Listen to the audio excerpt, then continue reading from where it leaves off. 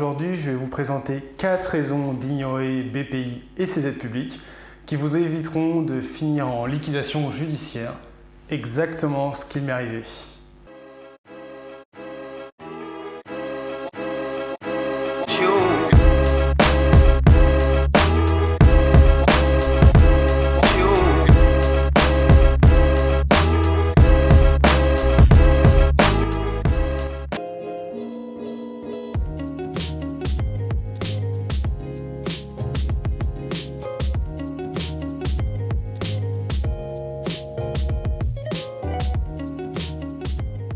La première raison, c'est le temps.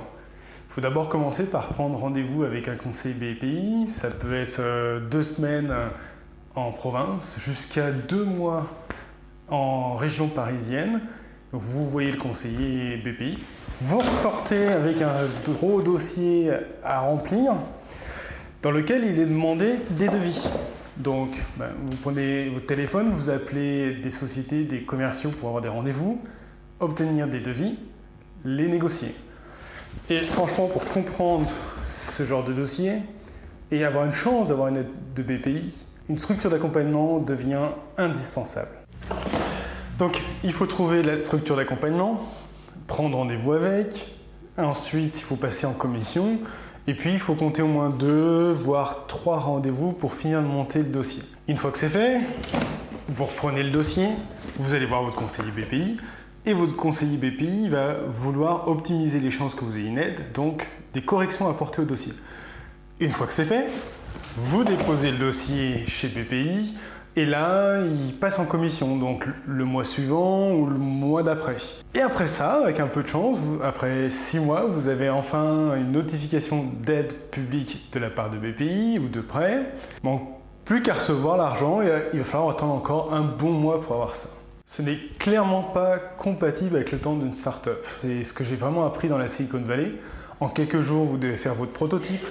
En quelques semaines, vous devez avoir vos premiers clients. En 2 semaines, vous devez déjà discuter avec les investisseurs qui vont rentrer au capital de votre startup. En moins de 2 mois, vous devez trouver avoir les advisors. Finalement, en moins de 3 mois, vous devez valider le modèle économique de la startup ou fermer la startup.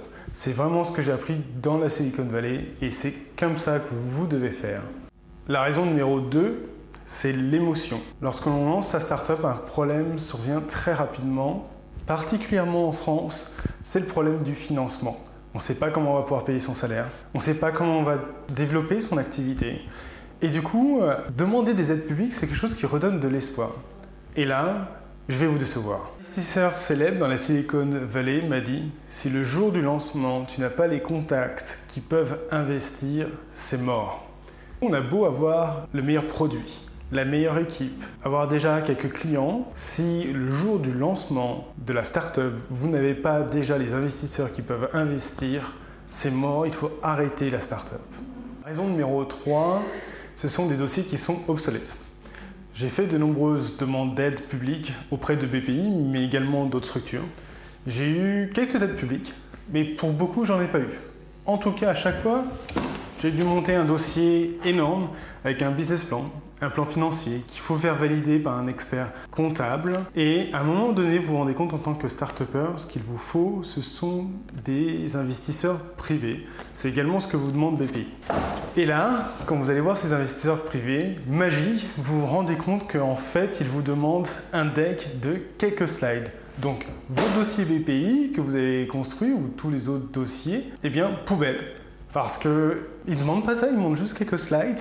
Et au final, vous vous rendez compte que vous avez perdu beaucoup de temps et d'énergie sur des business plans, des plans financiers qui ne servent pas. Numéro 4, c'est le cash. Déjà, monter tous ces dossiers, ça prend du temps et le temps, déjà, c'est de l'argent. Mais c'est pas tout.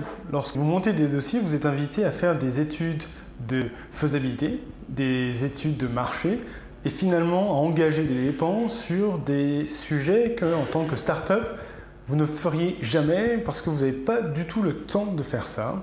C'est un vrai gaspillage financier. Pour conclure, oui, demander des aides publiques à BPI est une aberration pour moi. Alors le problème, c'est pas en fait tant BPI que l'image que l'on a de BPI. En fait, le vrai problème, c'est que le temps de demander les aides publiques, votre startup est morte. En revanche, la partie fonds d'investissement de BPI est beaucoup plus pertinente et j'en parlerai dans une prochaine vidéo. La meilleure façon de nous soutenir, c'est mettre un j'aime ou partager auprès d'autres entrepreneurs cette chaîne YouTube.